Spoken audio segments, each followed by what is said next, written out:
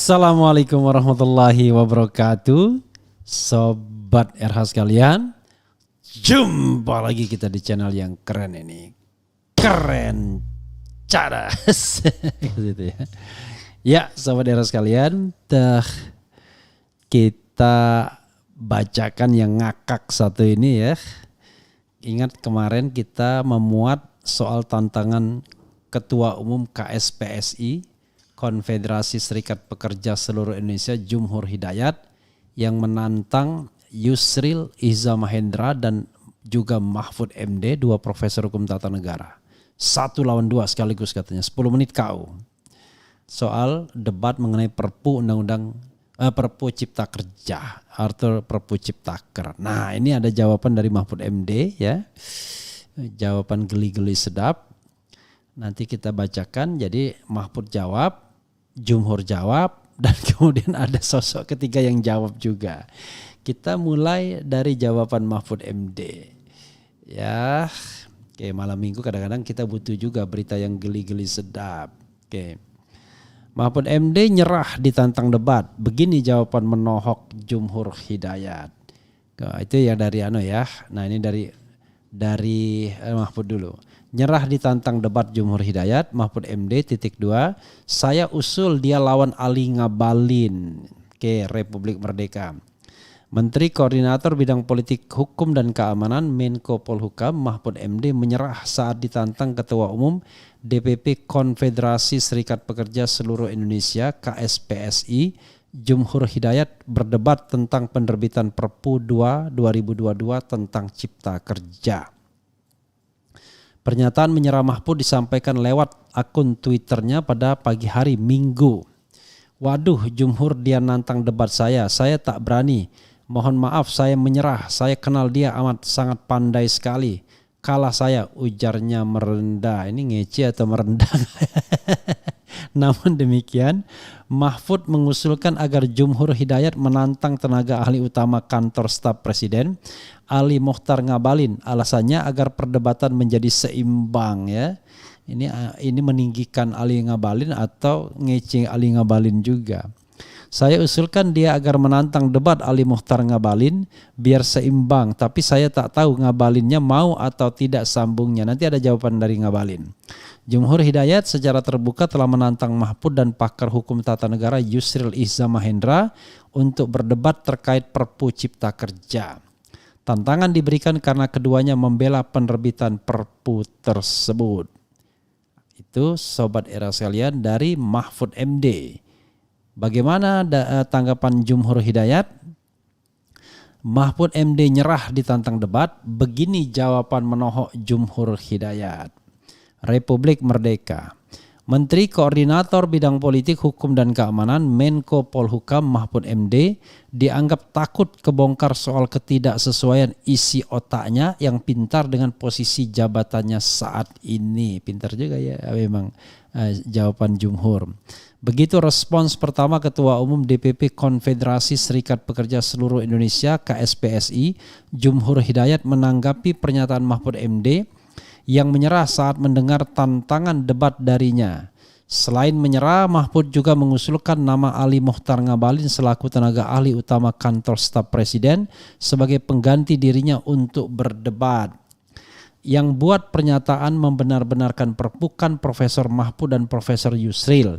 Jadi ya kalau Mahfud nyerah harus dicek, mungkin Yusril bisa. Nanti Mahfud bisa nitip bahan ke Yusril untuk dibawa ke debat dengan saya, ujar Jumhur kepada kantor berita politik RMOL. Jika keduanya tidak bisa, maka itu merupakan hal yang aneh.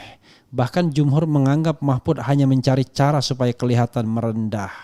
Menurut saya Mahfud itu takut ketahuan atau kebongkar antara isi kepalanya yang memang pintar itu berbeda dengan ucapannya sebagai pejabat, kata Jumhur ya.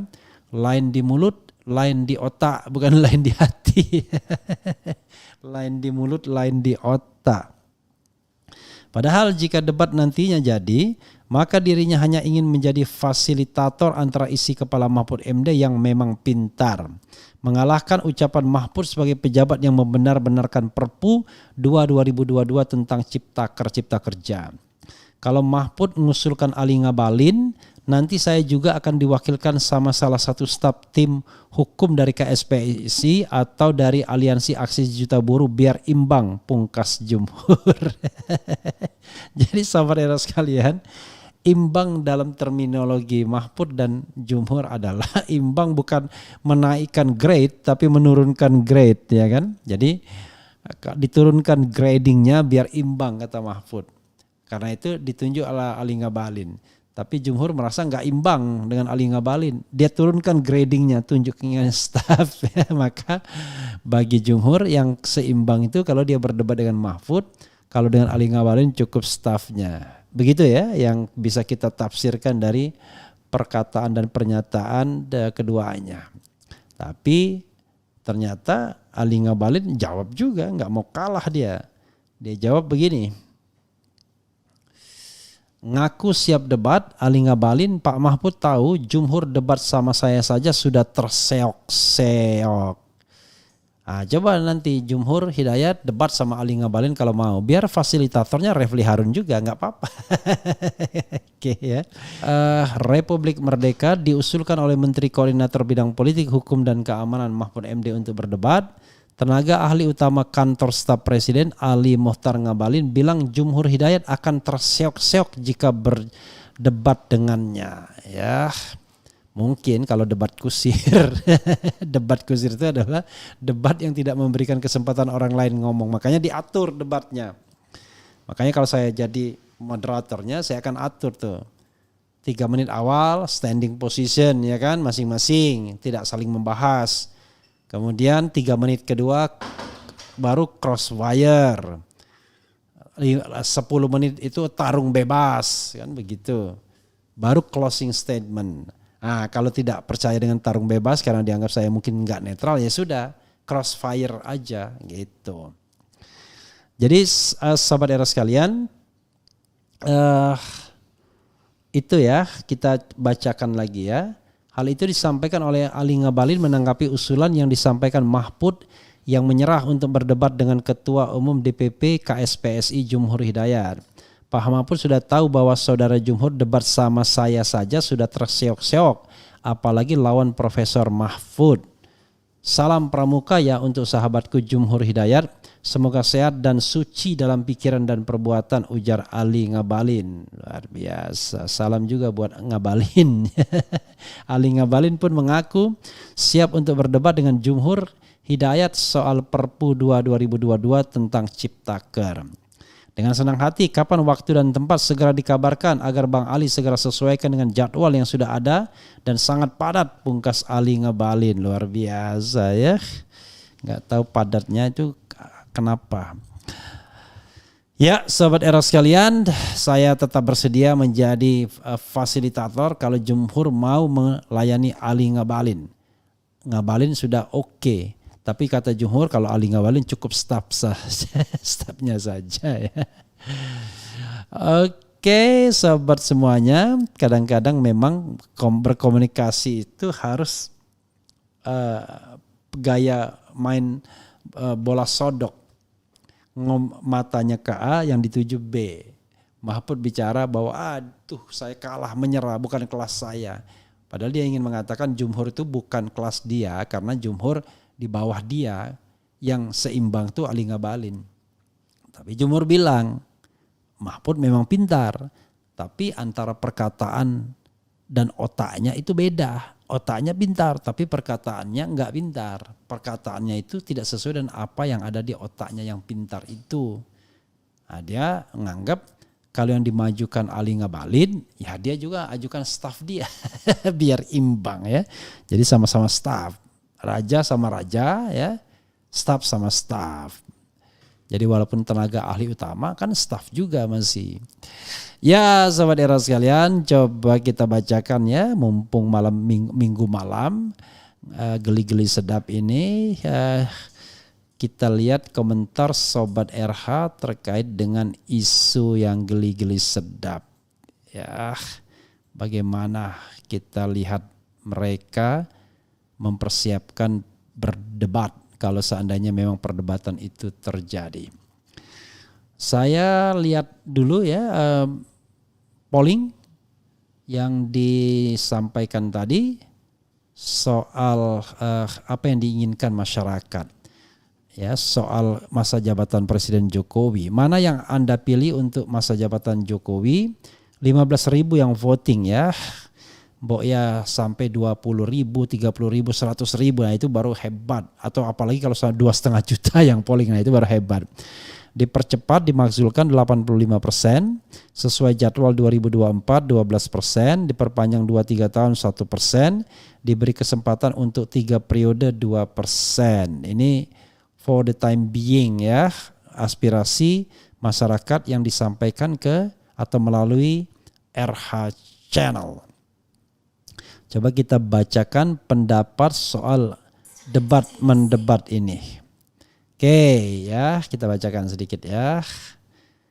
Sikat, malam Bang RH lanjut, Ali Ngabalin kegedean sorban otaknya kosong. Put labu janda Ali ngibulin satu paket. Rizal Ramli yes, MD sampah intelek. Untuk kebaca dari dahulu lebih mentingkan jabatan. Ngibulin malaikat jadi iblis jika masuk pemerintahan sesuatu banget. Lawan dong, malu sudah ditantang, kalau enggak melawan debat terbuka berarti titik-titik.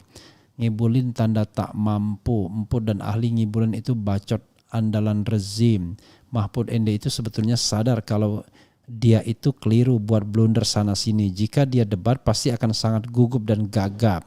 Dia pernah kesusahan ngomong, menyengsarakan saking gugupnya dulu.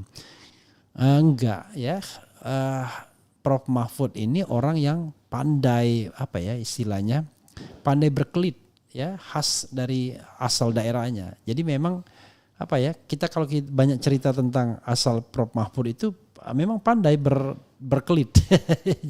Ada yang bilang misalnya beli semangka, bilang ketika semangkanya ini merah semangkanya, tiba-tiba naik beca semangkanya jatuh dan pucat. Loh, ternyata tidak merah, agak keputih-putihan, jadi tidak merah betul.